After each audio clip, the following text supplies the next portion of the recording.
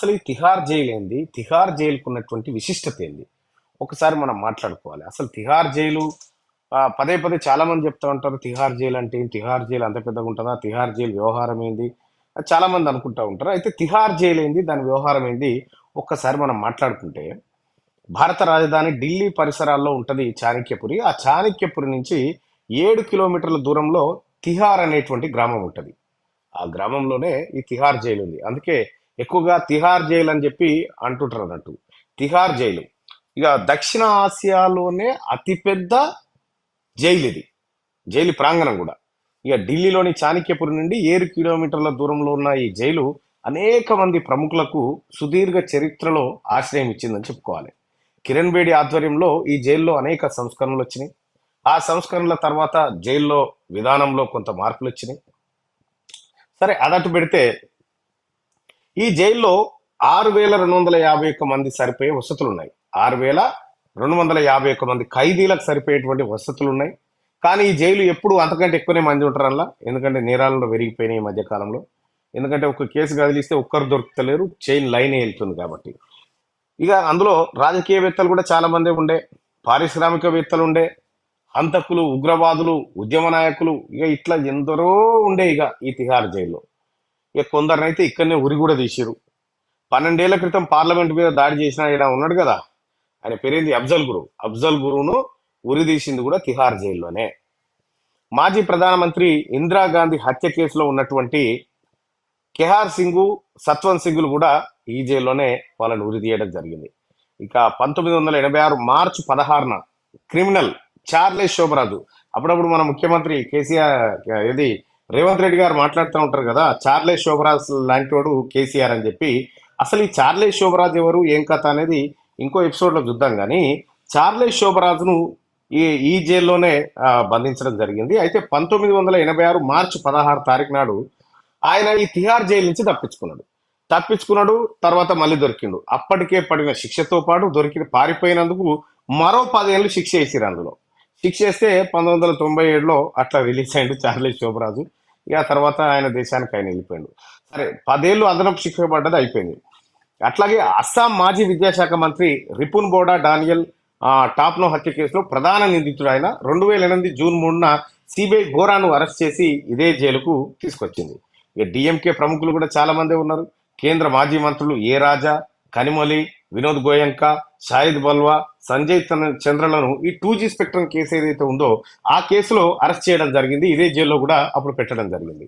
అంతేందుకు Olympic games కు సంబంధించినటువంటి కుంభకోణంలో కూడా ఈ తిహార్ జైల్లోనే వాళ్ళు పెట్టడం జరిగింది. ఒలింపిక్ అసోసియేషన్ మాజీ అధ్యక్షుడు కేంద్ర మంత్రి సురేష్ కల్మాడిని 2010లో జరిగిన కామన్వెల్త్ గేమ్స్ లో అవినీతి ఆరోపణల కారణంగా అరెస్ట్ చేసి ఇదే జైల్లో తరలించారు. ఇక పార్లమెంట్ లో అవిశ్వాస తీర్మానం సమయంలో డబ్బు ఎరచూపి ఎంపీలను ప్రభావితం చేసిన ఆరోపణలపై సమాజ్వాదీ పార్టీ మాజీ సభ్యుడు అమర్ సింగ్, ఆ తర్వాత అరవింద్ కేజ్రీవాల్ను అరెస్ట్ చేసి ఇక్కడ ఉంచారు. హర్యానా మాజీ ముఖ్యమంత్రి ఓం ప్రకాష్ చౌతాలాతో పాటు అతని కుమారుడు అజయ్ చౌతాలా అవినీతి కేసులో ఈ జైల్లోనే ఉన్నారు. ఇంకా అంతేకాదు, ఈ జైలు మొత్తం 400 ఎకరాల విస్తీర్ణంలో ఉంటుంది ఈ తిహార్ జైలు. ఈ తిహార్ జైలు అత్యంత ఫేమస్ జైలు. ఇక్కడ తిహార్ జైలు అంటేనే ఇప్పుడున్నటువంటి చంద్రశేఖర్ ఎవరైతే ఉన్నారో, ఎవరు కవితకి 1000 డబ్బాలు పంపించినా అని చెప్పి చెప్తున్నటువంటి చంద్రశేఖర్ ఎవరైతే ఉన్నాడో, కవిత గారిని మా అక్క అని చెప్పి ఆయన ఓన్ చేసుకుంటా ఉండు సుబోధ్ చంద్రశేఖర్, ఆయన కూడా ఇప్పుడు తిహార్ జైల్లోనే ఉన్నాడు. అయితే తిహార్ జైల్లో గతంలో తిహార్ జైలు అంటే బాగుండదని చెప్పి కిరణ్ బేడి గారు వాళ్ళు ఎవరో వచ్చిన తర్వాత తిహార్ ఆశ్రమం అని పెట్టింది దాని పేరు. తిహార్ ఆశ్రమం అని పెట్టినా ఏది పెట్టినా కూడా ఆశ్రమంలోకి బయటకు వచ్చే పరిస్థితి అయితే ఉండదు. అయితే కల్వకుంట్ల కవిత గారు మొట్టమొదటిసారిగా మొత్తం దక్షిణ ఆసియాలోనే అత్యంత పెద్ద జైల్లోనే అడుగుపెట్టింది. ఈ చిన్న వాళ్ళ కుటుంబానికి ఆనయ్య కూడా, ఈ చెంచల్ కూడా, ఈ చర్లపల్లి లాంటి చిన్న ఆనయ్య వాళ్ళకు కూడా వాస్తవానికి కూడా ఇంత పెద్ద జైల్లో పెట్టిరు. అయితే కవితకు ఎప్పుడైతే కవితను తిహార్ జైలుకు తరలించాలని చెప్పి రౌసవెన్యూ కోర్టు చెప్పిందో ఆ క్షణమే తిహార్ జైలు మరోసారి చర్చకు వచ్చింది అన్నట్టు.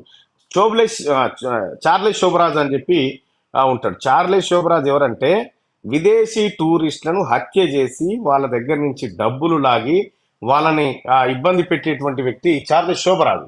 అయితే ఈ చార్లెస్ శోభరాజును కూడా ఇదే తిహార్ జైల్లో వస్తే శిక్ష అనుభవిస్తా ఉన్నాడు. వాని కర్మగాలి 1986ల వాడు గోడ దుంకి పారిపోయే ప్రయత్నం చేసిండు, లేకపోతే ఇంకో రకంగా తప్పించుకునే ప్రయత్నం చేసిండు.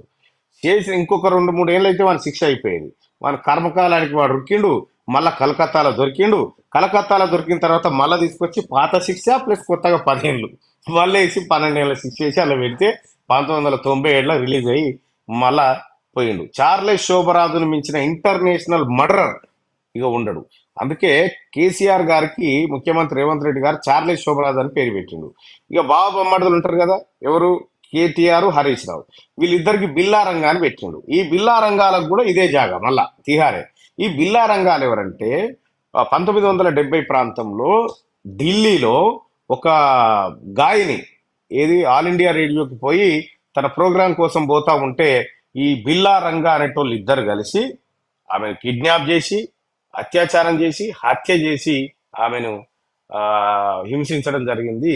ఆళ్లే బిల్లా రంగా. ఈ బిల్లా రంగాలు ఆ తర్వాత తప్పించుకొని ముంబై పోయి ముంబై నుంచి ఆగ్రాకు వచ్చి వాళ్ళ కర్మగాలు ఏం చేసిరంటే ఇంకోటి, జవాన్లు ప్రయాణిస్తున్నటువంటి ట్రైన్లు ఎక్కిరు, జవాన్లు గుర్తుపట్టి వాళ్ళని పట్టుకుపోయి పోలీసు వాళ్ళకి అప్పయ్యారు. ఈ రకంగా బిల్లా రంగాలు కూడా ఆ ఈ తిహార్ జైలు బాధితులే, తిహార్ జైల్లో ఉన్నటువంటి వాళ్ళే. సేమ్ ఇటువంటి క్రిమినల్స్, ఇటువంటి ఉగ్రవాదులు, ఇటువంటి తీవ్రవాదుల మధ్య ఇప్పుడు మన చెల్లె కవిత అందులోనే ఉంటుంది.